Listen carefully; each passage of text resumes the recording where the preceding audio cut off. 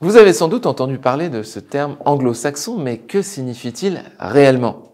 En bourse, une blue chip est une valeur solide, une action de fonds de portefeuille qui appartient à un indice de référence de type CAC 40 ou Dow Jones. Bref, une valeur dont la réputation est installée depuis longtemps. Or, il se trouve que le terme blue chip vient, une fois n'est pas coutume, du jeu de poker au sein duquel le jeton bleu est traditionnellement celui qui a la plus grande valeur.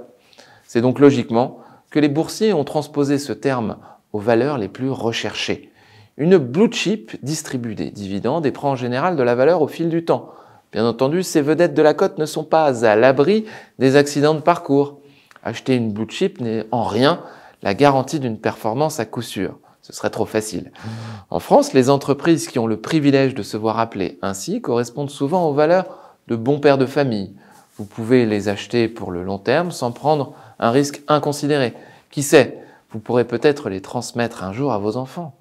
Air Liquide, Total ou LVMH peuvent être considérés comme des blue chips incontournables.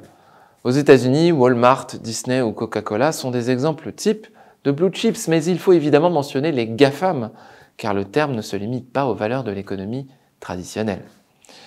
Mais il n'y a pas que des blue chips et l'expression a tendance à se décliner sur certains marchés locaux. Sachez-le, en Suisse, les grandes valeurs cotées de la Confédération helvétique sont aussi appelées les Blue Swiss.